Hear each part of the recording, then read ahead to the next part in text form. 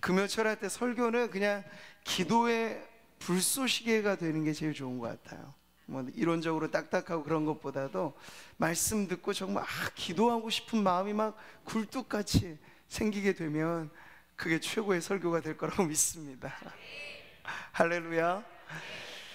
자, 우리 오늘 다니엘 이제 사탄, 신앙에 관한 것을 우리가 계속 짚어가고 있는데요. 오늘 마지막 부분일 것 같습니다. 다니엘 전체 우리가 다니엘서를 보는 것은 아니니까요. 오늘은 이제 비장한 우리 다니엘의 그 신앙을 다시 한번 우리가 보면서 오늘도 이 시대를 살아가면서 우리에게 하나님께서 요구하시는, 또 기대하시는 그런 신앙의 자리로 나아갔으면 좋겠습니다. 그게 바로 일사각오의 신앙입니다. 자, 요즘 보면 전 세계적으로 봤을 때 이 스트롱맨들의 전성시대라고 말을 하죠. 아주 강력한 리더십을 발휘하는 통치권자들이 다 지금 자리를 잡고 있어요. 미국의 트럼프, 푸틴 러시아, 시진핑, 다 지금 강대국들을 좌지우지하는 그런 리더십들이요, 한가닥 하는 분들이에요. 아주 강력한, 그래서 스트롱맨들이라고 말을 하는데요. 근데 저는 이러한 시대에 영적인 스트롱맨이 필요하다고 생각합니다. 그게 누굴까요? 정치인들의, 권력가들의 그런 힘은 아니에요. 우리의 영적인 파워는 다름 아닌 기도의 사람으로서 하나님 앞에 얼만큼 귀하게 쓰임받느냐 하는 것을 통해서 영적인 스트롱맨이 일어난다고 믿습니다. 여러분, 백악관을 기도실로 바꾼 대통령으로 잘 알려진 링컨에 대해서 들어보셨을 거예요. 그의 전기 작가가 말을 할 때 하나님께서는 링컨에게 위대한 사람이 될 조건은 단 한 가지도 주시지 않았다고 얘기를 합니다. 생긴 걸 우리가 보면 알죠. 턱수염을 근사하게 길러서 제법 멋스럽게 보이지만 인물이 잘난 분은 아니었어요. 그리고 낙방을 엄청 많이 하죠. 정치에 입문하는 그 과정도 쉽지 않았습니다. 가정은 정말 가난했고요. 엄마가 물려준 게 그저 성경책 한 권 정도였던 그 어린 아이. 자, 그런데 세상적인 조건과는 다른 무언가가 링컨에게 있었습니다. 자, 이 전기 작가는 이렇게 말을 하더군요. 링컨에게는 다른 사람에게 없었던 이것이 있었다고 말을 하는 거예요. 어려서부터 친근했던 어머니의 기도 소리가 있었다. 그는 대통령이 되어서도 기도하는 일을 매우 소중히 여겼다. 아침이면 기도로 영혼의 호흡을 하고 밤이면 커튼을 닫듯 기도로 하루의 일과를 마감했다. 이게 바로 링컨이 세상적인 기준에 따라서 학력일지 외모일지 집안일지 재산일지 이런 건 아무것도 없었어요. 그냥 밑바닥 인생이에요. 자, 그런데 그 링컨에게는 어머니의 기도가 있었고 그 자신이 호흡과도 같이 유지했던 기도가 있었다는 것. 그게 아주 남다른 링컨의 특징이죠. 저는 그래서 우리 대통령들 위해서도 늘 기도하잖아요. 할 때 그냥 명목상 선도는 힘이 없어요. 정말 기도할 줄 아는 분이 대통령이 좀 된다면 이 나라에 한번 큰 변화가 일어나지 않겠습니까? 그런 기도는 우리가 할 만하죠. 직분이 그거 아니에요.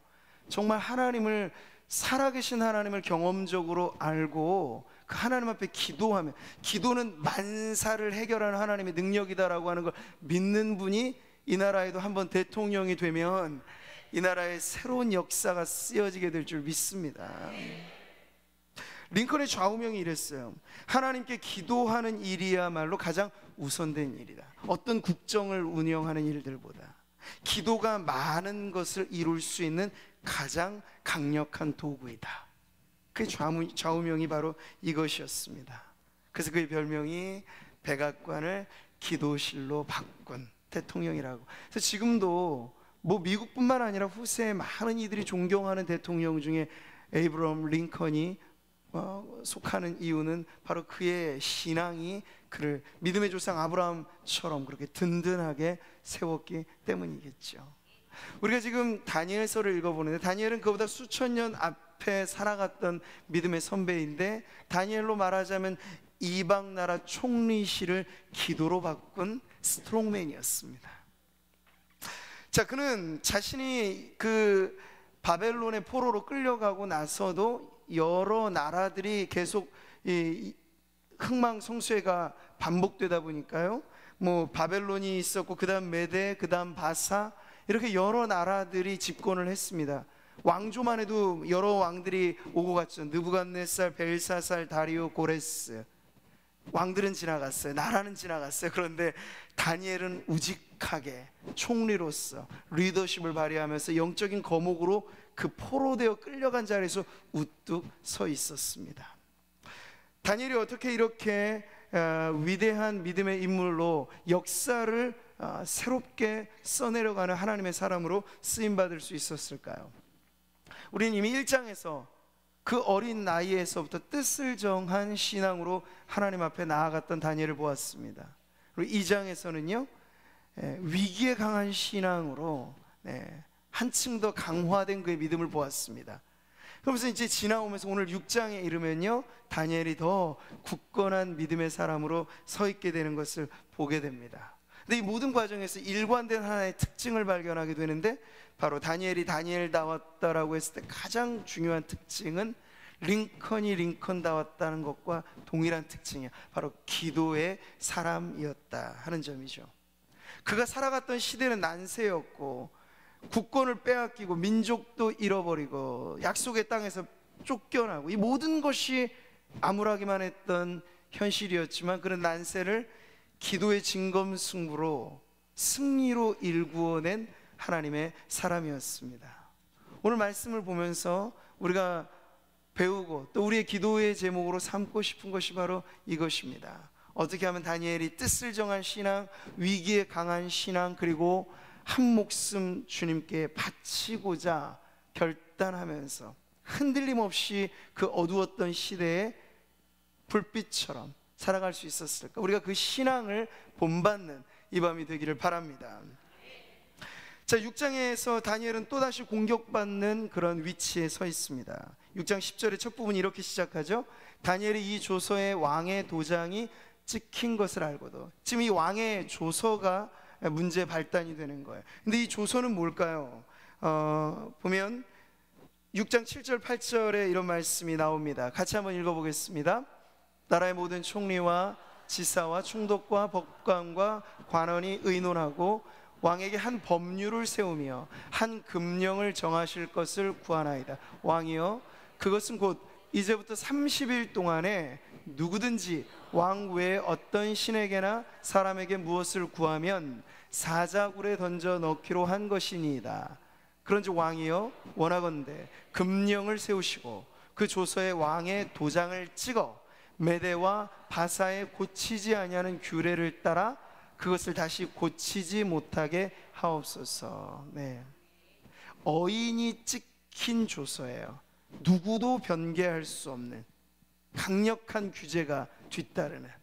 그래서 이것을 어기면 굶주린 사자떼들이 득실거리는 사자굴에 집어넣게 되는 그런 끔찍한 사형을 당하게 되는 그런 지금 금령이 찍혀지게 된 거죠. 자, 근데 왜 이런 조서가 만들어졌을까요?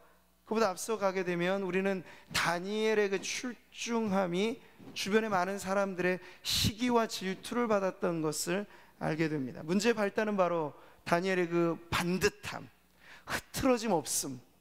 요즘에 털어서 먼지 안 나는 사람 없잖아요. 뭐 정말 사람들이 존경하는 언론인, 정치인 할 것 없이 털면 다 먼지가 나더라고요. 그런데 털어서 먼지 안 나는 사람도 있을 수 있다라는 걸 역사상 보여준 인물이 있다면 바로 다니엘이 아닐까 싶어요. 다니엘은 정말 어디를 둘러봐도 사람들에게 틈을 보이지 않는, 그렇다고 뭐 부정적인 의미에서 완벽주의자 그런 것 아니었어요. 신앙의 지조가 너무 분명하고 삶의 태도가 성실로 그냥 똘똘 뭉쳐져 있고, 누가 보든 보지 않든 늘 하나님 앞에서의 정직이 기준이 되어 있는 삶을 살아가니까 왕으로부터는 총애를 받는 것이고요, 그럴수록 주변의 사람들 그저 그런 기준을 가지고 성공의 사다리를 이 권무와 술수로 올라가는 사람들에게 있어서는 다니엘은 적폐 대상이 된 거예요. 물리쳐야 될 그러한 존재가 돼버린 거죠. 그래서 지금 총리와 고관들의 음모로 만들어진 조서가 바로 이것이었습니다. 당시 이 다리오 왕은요 120여 명의 고관들을 통해서 그 넓은 나라를 통치하였고, 그것을 또 중간 리더로서 3명의 총리를 두었는데 그 3명의 총리 중에서도 으뜸이 됐던, 그러니까 왕 다음에 제2인자가 바로 다니엘이었습니다. 그러니 얼마나 사실 이방인으로서 그 출세의 마지막 성공가도에 서 있는 이 다니엘을 볼 때 이 본국의 왕족 출신이라든지 자기 혈통이 뭐 메데바사 이런 사람들에게 있어서 얼마나 눈에 가시겠어요. 무너지기를 바라는 그러한 시기와 질투가 뒤따랐죠. 그런데 보니까 틈이 없는 거예요. 근데 틈을 어거지로 만들어내자니 단 하나의 틈이 보였던 거야. 그건 뭐냐면 다니엘이 너무나 신실한 믿음의 사람이기에 율법에 성실하게 순종하며 살았고, 무엇보다도 다니엘은 기도의 사람인 것을 누구나 다 알 수 있었어요. 아, 이거다. 다니엘이 그의 신, 그가 믿는 여호와 하나님을 믿는 그 믿음을 근거로 해서 시험을 걸면 걸리겠구나. 이렇게 지금 틈을 노린 것이죠. 그래서 지금 얼토당토 않는 법령을 내린 거예요. 다리오 왕 아니면 다른 어떤 존재에게도 절하거나 기도하거나 구하는 사람은 잡아 죽이기로 하는 30일 동안 그러한 있을 수 없는 그런 법령을 만들어 놓은 것이죠. 자, 다니엘 6장 4절이 바로 다니엘의 신앙, 세상적인 기준, 그 어떤 것에서 그는 신실하고 성실하고 진실한 사람이었던 것을 이렇게 보여주죠. 다니엘을 고발할 근거를 찾고자 하였으나 아무 근거, 아무 허물도 찾지 못하였으니 이는 그가 충성되어 아무 그릇됨도 없고 아무 허물도 없음이었더라. 거의 욥이 하나님께 칭찬받았던 모습하고 너무 흡사하죠. 흠없고 아름다운 사람 다니엘을 이렇게 보게 되는 것이에요. 저는 우리 자녀들을 위한 우리의 기도가 하나님의 비전을 품고 남다른 삶을 살았던 요셉, 그리고 어릴 적부터 기도에 무릎해서 이렇게 성장했던 사무엘, 그리고 정말 어두운 시대를 신앙의 지조로 최고의 리더십의 자리에서 겸손하게 하나님 앞에 쓰임받았던 이 다니엘, 이런 인물들을 본보기로 우리 자녀들을 위해서 우리가 축복하며 기도했으면 좋겠습니다. 근데 그렇게 우리가 기도하기보다는 과정보다는 결과에 너무 매여 있을 때가 참 많아요. 중간에 신앙생활 어떻게 하든 간에 좋은 대학만 일단 들어가라. 근데 그 좋은 대학을 들어가서부터가 문제인 거예요. 중간의 과정을 믿음으로 한 땀 한 땀 정성스럽게 하나님 앞에 살아내본 청소년기를 거치지 않고 막바로 청년이 되면 청년의 무한대로 열려지는 그 세계라고 하는 건 무한대의 유혹거리인 거죠. 거기 들어가서부터 인생이 더 신앙의 길에서 이탈되어지는 아이들을 우리가 얼마나 많이 봅니까? 그러니까 대학, 직장, 이것이 최종적인 목표일 수 없어요. 그런 자리는 하나님께서 열어주시는 열매고 결과인 줄 믿으시기 바랍니다. 우리 자녀들에게는 다니엘이 그랬던 것처럼 신실하게, 성실하게, 진실하게 살아내는 전인의 이 흡수되어 있는 믿음의 삶을 살도록 우리가 격려해 줘야 하고 기도해 줘야 할 줄 믿습니다. 그렇기 때문에 하나님께서 위기의 시대에 들어 쓰시는 인물들이 바로 거기서 나오게 될 줄 믿습니다. 따라해 보실까요? 신실하게, 성실하게, 진실하게. 이게 제가 목회자로서 갖는 좌우명이기도 합니다. 저는 다른 사람을 바라볼 때 다른 복잡한 기준으로 안 봐요. 교육자들을 딱 볼 때도 면접하고 날 땐 이 3가지 기준을 봐요. 신실한가, 하나님 앞에, 그리고 성실한가, 그리고 다른 사람들 앞에 관계에서 진실한가, 자기 자신의 삶에 성실한가, 이거죠. 이것만 되면 능력치는 문제가 안 돼요. 능력은 사람마다 다 다르고 달란트의 양도 다르고 재능도 다 달라요. 그런데 이 3가지가 제대로 잘 갖추어져 있으면 하나님께서 반드시 쓰시고야만 하는 인생이 된다는 걸 저는 믿습니다. 우리 자녀들에게서, 그리고 우리 성도들에게서 이와 같은 삶으로 하나님께 쓰임받는 축복 인생 되시기를 축원합니다. 자, 신실한 믿음을 근거로 공격을 받는 다니엘, 그들이 이르되 이 다니엘은 그 하나님의 율법에서 근거를 찾지 못하면 그를 고발할 것이 없습니다. 바로 이것 때문에 이 어려운 상황이 연출된 거죠. 다니엘 편에서 합리화시키자면 얼마든지 합리화시킬 수 있는 문제예요. 뭐 악법도 법이다 말했던 어떤 철학자처럼 말이죠. 아, 이거 따라하지 않겠는가. 내가 충성을 다 바쳤던 왕이 물론 합리적이지 않고 신앙적이지도 않지만 그래도 내가 왕을 섬기는 신하로서 도리를 따진다면 이것 지켜야 되지 않은가. 얼마든지 자기 합리화를 할 수 있는 부분입니다. 또 하나 유혹거리는 뭐였어요? 딱 30일의 제한기간이 있었잖아요. 꼭 참자. 30일만 버티면 그래도 내가 마음껏 기도할 수 있는, 하나님 이 마음 아시지 않을까. 딱 30일인데, 딱 고등학교 3학년 1년인데 이런 것과 비슷한 거예요. 이때만 좀 슬쩍 주의를 넘겨도 하나님 다 봐주실 거 아닌가. 얼마든지 우리는 합리화시킬 수 있어요. 눈 한번 질끈 감으면 회사 뭐 직장 생활하면서 불법과 부정이 그냥 상식이 된 세상 속에서 우리가 눈 한번 감으면 편하게 살 길은 열릴 수 있어요. 근데 그 눈을 한번 감느냐, 아니면 내가 손해를 당하더라도 하나님 앞에 지조를 지키느냐. 바로 신앙의 싸움은 이것입니다. 사람들은 모르죠. 세상 사람들은 이해할 수 없어요. 그러나 우리에게 있어서는 보이는 법보다 더 중요한 보이지 않는 법, 보이는 사람들보다 더 중요하게 우리를 감찰하시는 하나님의 시선이 우리를 향하고 있기 때문에 눈 한번 질끈 감으면 편하게 살 수 있지만 질끈 감을 수 없는 신앙의 양심이 우리 안에 살아 있어야 하겠죠. 다니엘은 그 양심이 살아있는 사람이었습니다.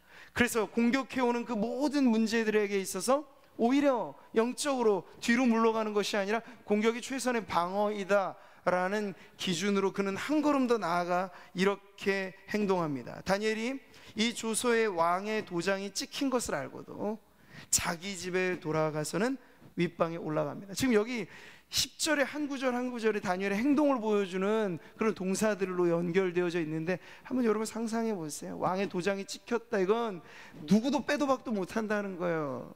총리직을 빼앗길지도 몰라요. 아니, 뺏기죠. 당연히 이 길로 고작 사자굴에 던져질지도 몰라요. 아니, 죽을 수 있어요. 죽게 됩니다. 다니엘이 그걸 몰랐던 사람이 아니에요. 누구보다 잘 알아요. 느부갓네살의 성정을 알아요. 그가 얼마나 엎치락뒤치락하고 자기 권력의 그러한 주인인지, 다리오의 그 성정을 그는 알아요. 섬겨왔던 왕들이라고 하는 절대 통치권자들이 얼마나 오만한 사람들인지. 그래서 자존심이 꺾이면 누구도 봐주지 않는다는 걸 알고 있기 때문에 죽을 수 있다는 걸 그는 알고 있었습니다. 이 모든 것을 알았어요. 몰라서가 아니에요. 맹목적이었기 때문이 아니라 알았어요. 그럼에도 불구하고 그는 알아도 맞는 자리로 가고 있는 모습을 우리에게 보여주고 있는 거죠. 예수님이 걸어가셨던 비아 돌로로사, 그 고난의 길, 십자가의 길, 예수님이 이미 처음부터 아셨어요. 자신이 짊어져야 될 십자가를. 모르고 억울하게 당한 강도들과는 전혀 다른 것이, 예수님은 그걸 알고 짊어지셨어요. 그 쓴 잔의 의미를 아셨어요. 그럼에도 불구하고 예수님께서는 내가 이를 위하여 왔노라, 자기 목숨을 많은 사람의 대속물로 주기 위하여 내가 이 땅에 왔다는 고백으로 말없이 도살장에 끌려가는 어린 양처럼 묵묵히 십자가의 길을 걸어가시죠. 지금 다니엘의 걸음의 행보를 통해서 우리는 보이지 않으나 너무나 강력한 그의 믿음을 보는 것입니다. 믿음은 우리의 새치혀에 달려있는 게 아니고 보이지 않으나 움직이는 우리의 삶을 통해서 규명됩니다. 삶으로 그 믿음을 증명해 보라고 세상은 우리를 도전하는 거예요. 교회 안에서는 누구나 다 정확한 신앙의 고백을 하고, 교회 안에서는 누구나가 다 빛난 성도이지만, 세상에서 우리가 나아가서 눈 한번 질끈 감으면 편하게 살 수 있는 수많은 유혹거리들이 우리에게 올 때 알고도, 내가 손해당할 것을 알고도, 고통이 있을 걸 알고도 내 모든 삶으로 믿음을 보일 수 있는 그런 성도, 사랑하는 구미 상목의 성도님들이 바로 그러한 삶 되시기를 축복합니다. 저와 여러분 모두의 삶이 올곧게 삶으로 보이지 않는 믿음을 증명해낼 수 있다면 구미 씨는 발칵 뒤집어질 줄 믿습니다. 이게 영적인 부흥의 법칙이에요. 한 사람이라도 정말 하나님의 마음에 쏙 들면 여러분, 그 한 사람이 아닌 거예요. 천을 만을 상대하고도 남음이 있는 역사의 주인공이 되는 줄 믿습니다. 그러니까 우리 교회 성도님들의 수면 구미시 42만을 바꾸기에 절대 부족하지 않아요. 이거보다도 수가 많아져야 우리가 큰일을 하겠습니다. 천만의 말씀이에요. 우리 지금 여기서 기도하는 성도님들이, 저와 여러분이 다니엘과 같이 우직하게 앞모습뿐 아니라 뒷모습도 옆모습도 다 올곧은 성도로서 삶을 살아내면 하나님께서 우리에게 이 도시를 맡겨주실 줄 믿습니다.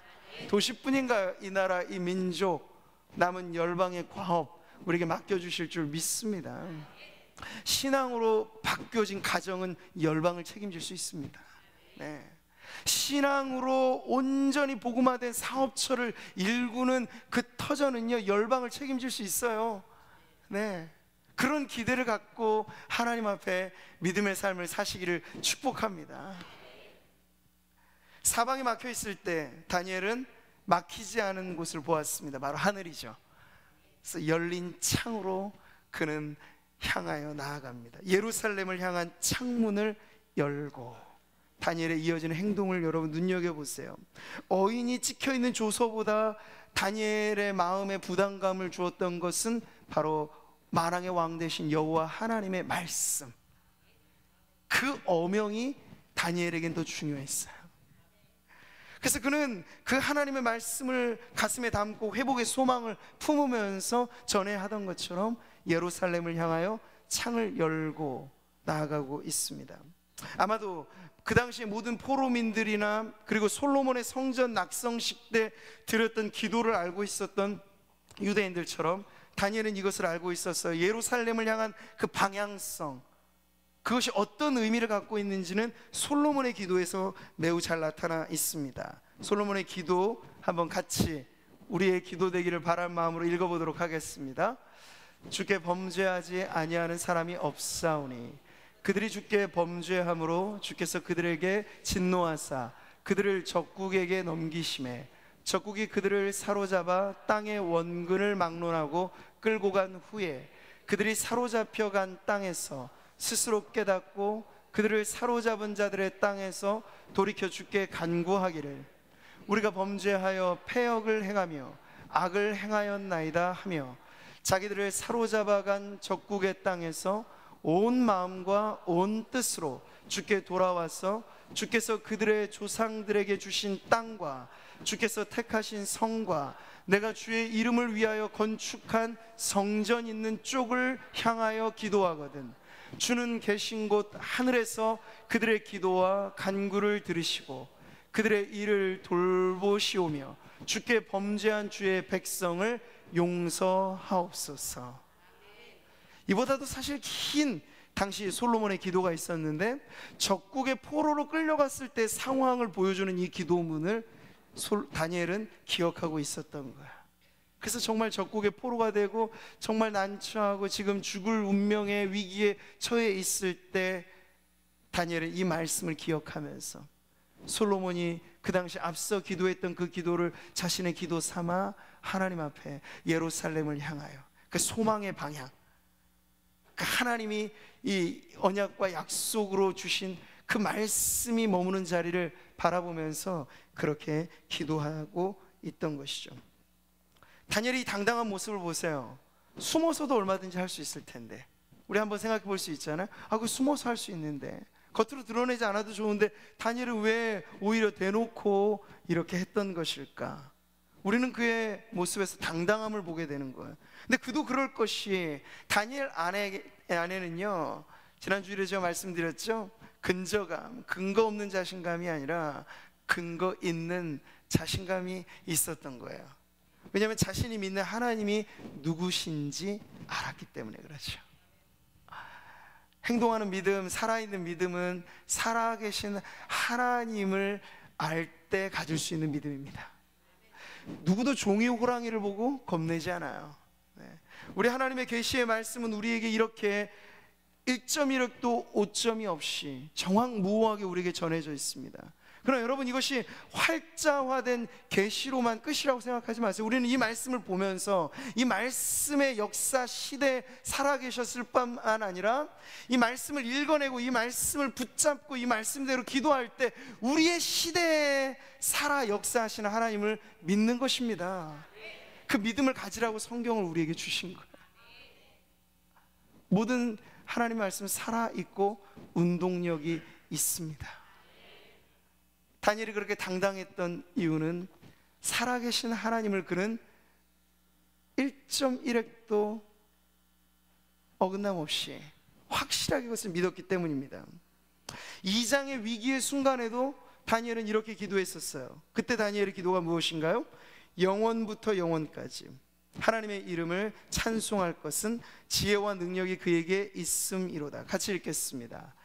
그는 때와 계절을 바꾸시며 왕들을 패하시고 왕들을 세우시며 지혜자에게 지혜를 주시고 총명한 자에게 지식을 주시는도다. 이미 2장에서부터 다니엘에게는 이런 지혜가 있었어요.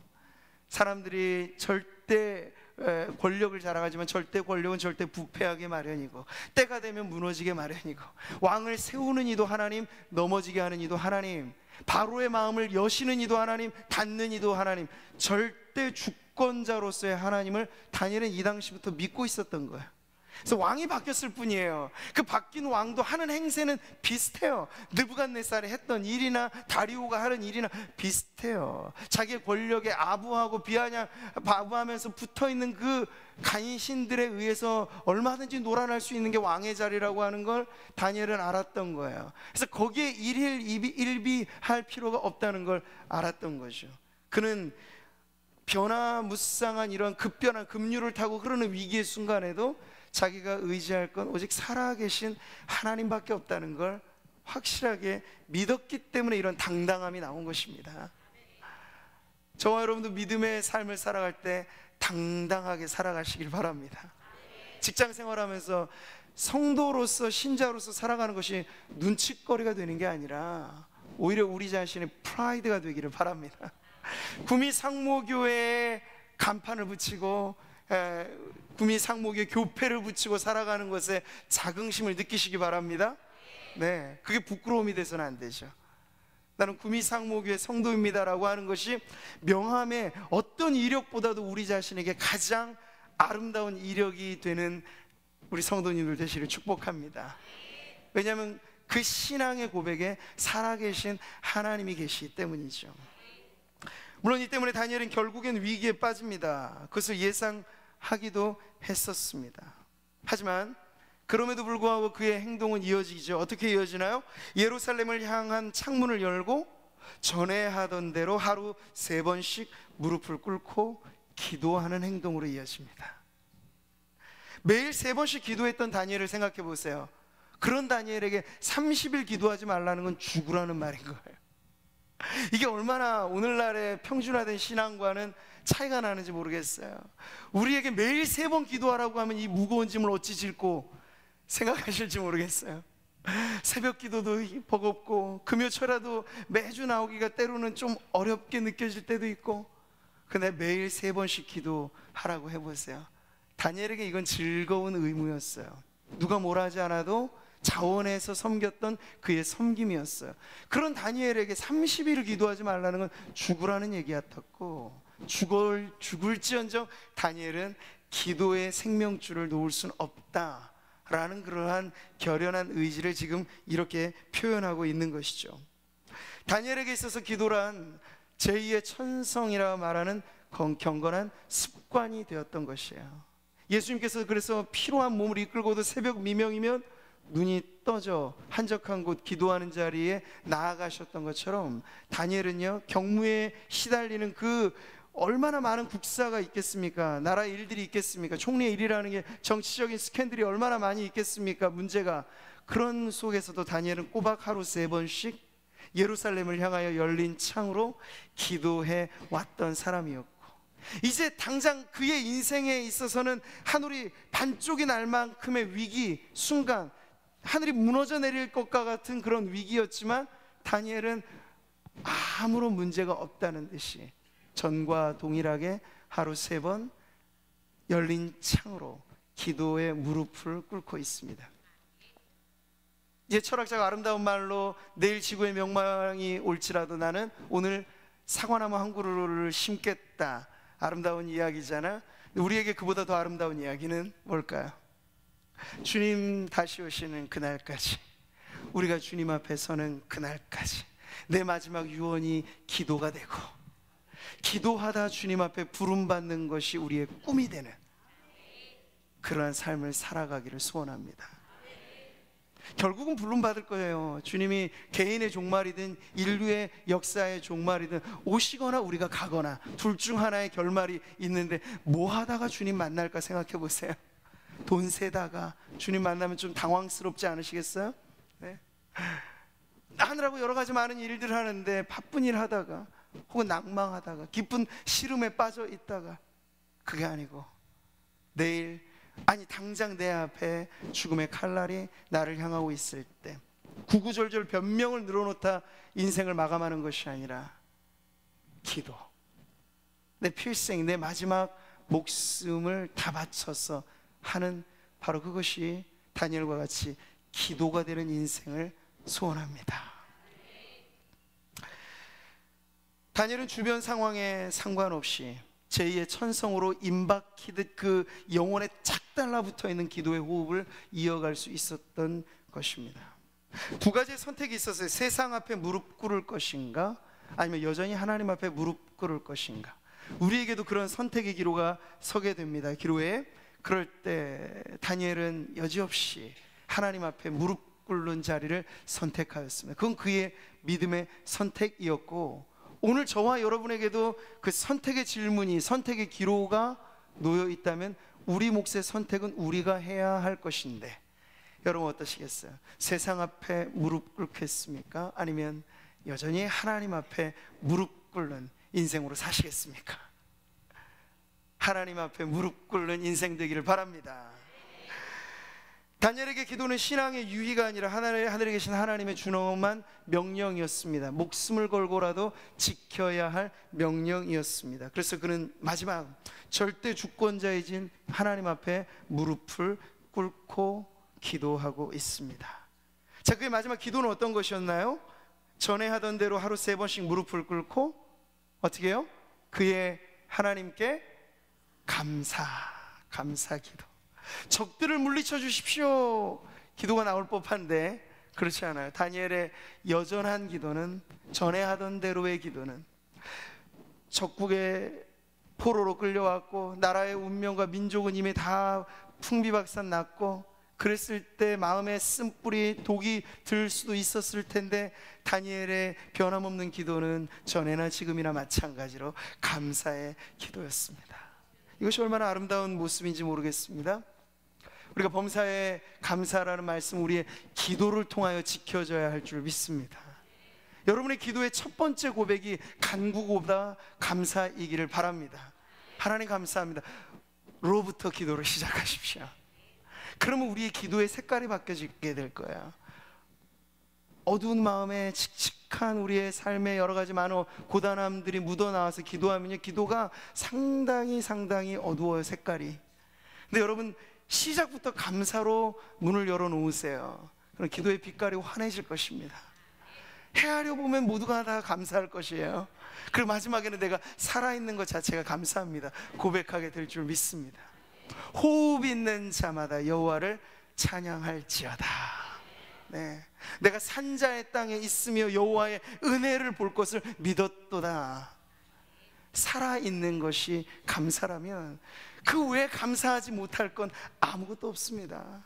조금 부족하도, 조금 궁핍하고, 조금 불편하고, 조금 어려워도 살아있음에 감사가 있다면 모든 것이 감사로 물들 줄 믿습니다. 다니엘의 이 마지막 절체절명의 위기에서 감사의 기도가 나왔다는 게 얼마나 귀감이 되는지 몰라요. 욥도 그랬죠. 그 어려웠던 시기, 자식들이 다 죽고 재산이 다 빼앗기고, 그때 욥의 고백, 내가 모태에서 알몸으로 나왔사온즉 또한 알몸이 그리로 돌아가올지라. 같이 고백해 보겠습니다. 주신 이도 여호와시오, 여호와의 이름이 찬송을 받으실지니이다. 아멘. 아마 지금 당장 이 자리에서 어려운 일들이 많이 있으시겠지만 욥 정도는 아닐 거라고 생각합니다. 근데 욥은 모든 것을 빼앗기고 그저 목숨 하나 달라, 그 목숨마저 사실 빼앗겼으면 좋겠다고 욥이 처음에 하나님 앞에 넋두리를 한 건 그거예요. 내가 태어나지 않았으면 얼마나 좋았을까. 이 정도로 힘들었던 그 순간에도 욥은요, 입술로 범죄하지 않으려 하나님 앞에 감사의 고백을 하는 거예요. 주님이 주셨으니 거두어 가신 이도 주님이시라면 찬송은 오직 하나님께 드려야 마땅하다고 그가 고백했던 것이죠. 저와 여러분의 위기와 시험과 역경의 순간에 욥과 같은 기도가 나오기를 바랍니다. 다니엘과 같은 감사가 나오기를 바랍니다. 그런 성도 있다면 하나님이 얼마나 흡족하실까요? 아들의 생명 주고 맞바꾸신 그 영혼이 조금 힘들고 어려울 때마다 불평불만하는 거 있으면 하나님 마음이 얼마나 아프실까요? 그런데 아플 걸 뻔히 아는데, 힘든 것 잘 알고 있는데 하나님 앞에 넋두리라도 하면 들어줄 것 같은데 오히려 감사하는 성도를 바라볼 때 하나님의 마음이 얼마나 기쁠까요? 온 우주의 주인 되신 하나님께 여러분 얼마나 많은 돈을 벌어들여서 효도하는 것 아니에요? 신앙의 효도는 다른 것 아닙니다. 하나님께 감사하는 것이에요. 어제도 감사하고 오늘도 감사하고, 네, 우리 모든 삶에 감사로 채워지면 우리를 구원하신 하나님이 가장 기뻐하시고 영광을 받으시는 줄 믿습니다.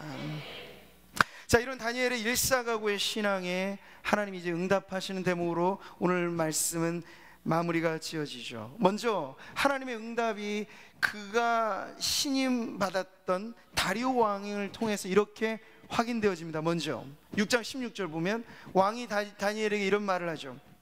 네가 항상 섬기는 너의 하나님이 너를 구원하시리라.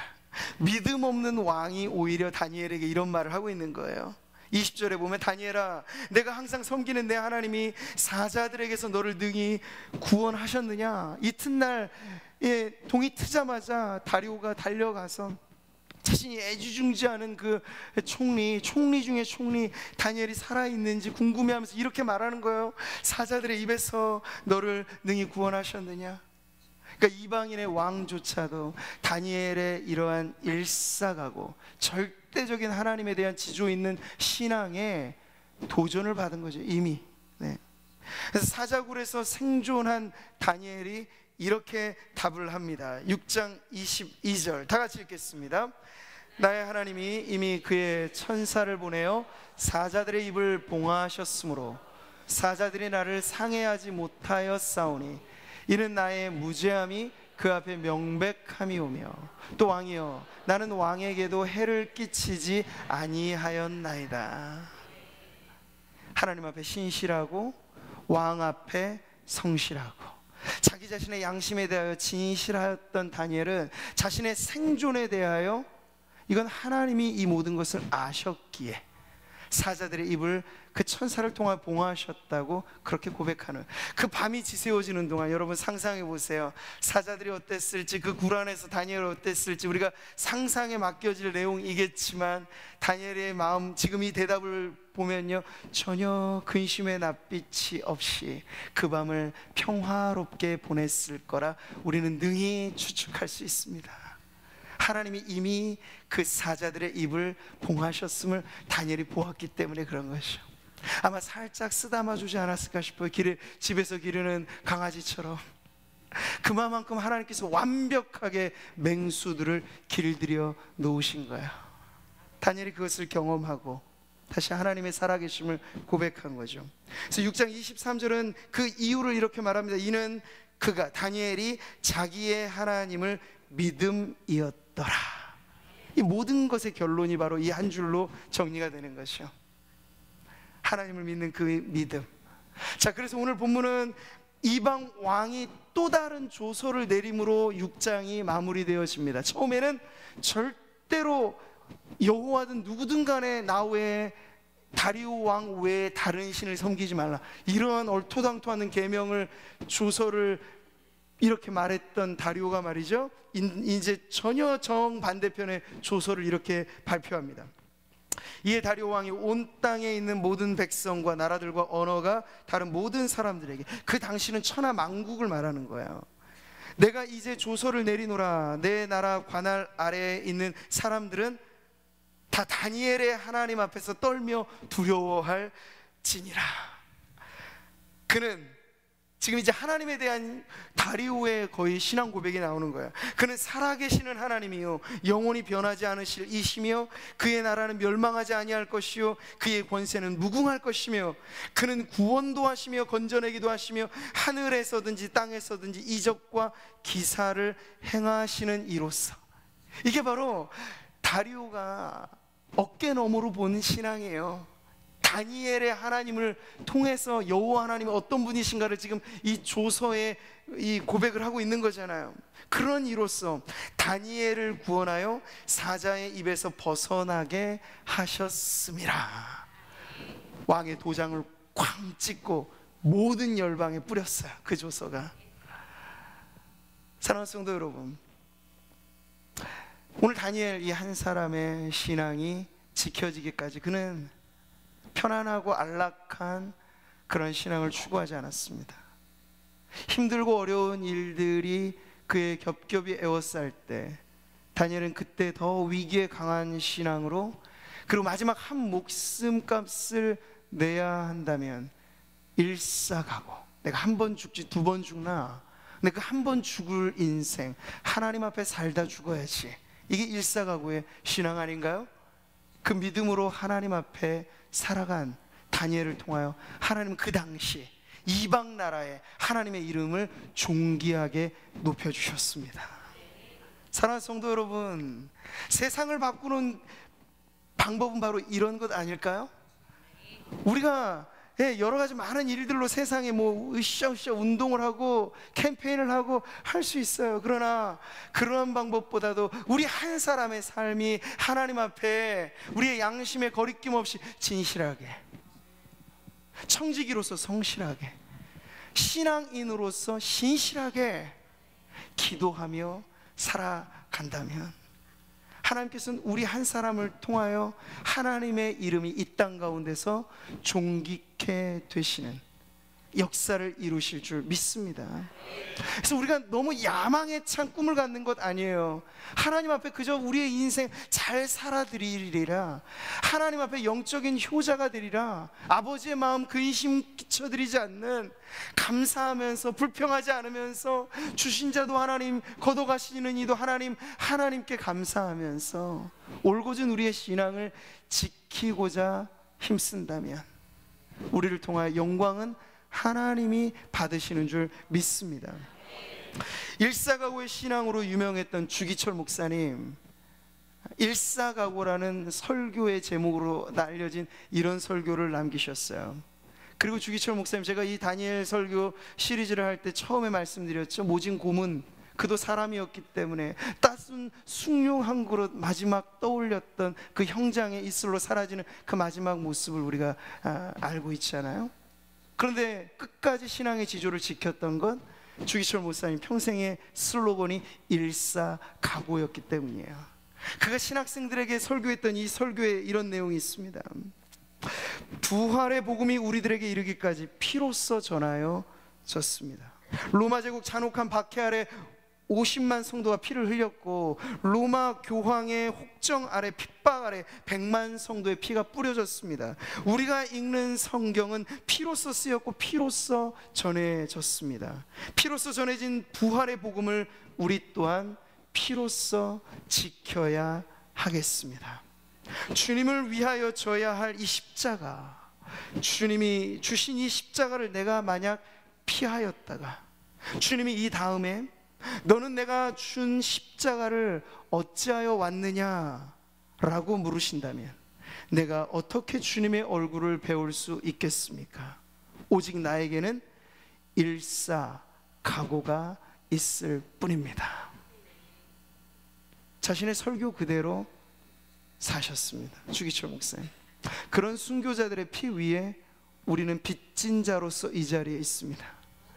신앙의 세대 정승도 눈에 보이는 피는 아니겠지만 피 흘림에 가까운 하나님 앞에서의 처절한 기도가 있을 때 다음 세대 청년과 자녀들에게 다니엘과 같은 믿음의 유산이 전해질 줄 믿습니다. 그러니 오늘 철야에서 기도하는 저와 여러분에게서부터 다시 한번 오늘 이 다니엘의 스토리를 통하여 4주간 전하였던 신앙, 그 신앙이 무엇인지를 우리가 기도하며 하나님 앞에 나아가야 되겠습니다. 뜻을 정한 신앙이에요. 위기에 굴하는 것이 아니라 위기에 강한 신앙이에요. 네, 한계를 뛰어넘는, 그리 아니하실지라도 한계를 뛰어넘는 신앙이에요. 그리고 마지막에 이르러서는 일사각오의 신앙입니다. 죽음을 두려워하지 않는 사람은 무서울 게 없는 인생이죠. 그 마지막 신앙의 자리에 이르기까지 저와 여러분이 주기철 목사님 설교처럼 우리에게 주어진, 우리에게 할당된 저마다의 크기의 십자가가 있을 것입니다. 그 십자가 짊어질 때 기도하면서 낙심하지 말면서 이 길을 걸어간다면 다니엘의 하나님 또한 우리의 하나님 되셔서 우리를 통하여 영광을 받으실 줄 믿습니다. 우리의 현재의 고난이 장차올 영광에 좋게 비교할 수 없음을 믿으시고, 주변의 환경과 우리의 개인의 실존 삶이 어렵더라도 이 올곧은 신앙, 일사각오로 유지되어지는 신앙으로 하나님 앞에 살아가는 저와 여러분 되어서 다시 한번 온 천하에 다리오의 조서처럼 하나님을 믿지 않는 사람들마저도 아, 당신들의 하나님을 보니 내가 숙연해지는구려, 그래요, 이렇게 고백되어질 정도로 우리를 통하여 이 일대, 이 민족의 하나님의 이름이 드높아지게 되기를 주님의 이름으로 축원합니다. 할렐루야. 우리 찬양하며 기도하는 자리로 나아가겠습니다. 오늘도 우리의 기도의 제목은 이런 믿음이 있기를 바라는 것이에요. 계속 같은 자리를 반복한다는 것이 우리의 신앙에 물론 유익은 있겠지만요, 신앙의 성장은요 처절한 우리의 몸부림치는 기도 속에 조금씩 자라가는 것입니다. 야복강 그 나루터에 머물러 경야하면서 하나님과 씨름하듯 처절하게 그 밤을 보낸 이후 야곱은 절뚝거리며 평생을 살았지만 우리가 아는 야곱은 그 이후에 그는 후세의 길이 남을 이스라엘로 영광스러운 생을 살아갔던 사람이었습니다. 오늘 이 밤에도 우리가 말씀을 듣고 다니엘의 이야기가 2000년 전 저 까마득한 옛 이야기로만 그저 들려지는 것으로 끝난다면 아무런 의미가 없어요. 하나님 기대는 오늘을 살아가는 우리가 이 시대의 다니엘이 되기를 바라는 것이에요. 이 시대의 다니엘로 우리 청년들이, 다음 세대 자녀들이 어릴 적부터 순진한 믿음으로, 순수한 신앙으로 물들지 않고 하나님 앞에 서는 것입니다. 오늘 우리 안에 그러한 믿음이 있기를 바라면서 하나님 오늘 다니엘과 같은 그 믿음 저도 갖고 일사각오로 주님 앞에 살아드리는 우리의 삶 되기를 바랍니다. 우리 같이 찬양하며 기도하도록 하겠습니다.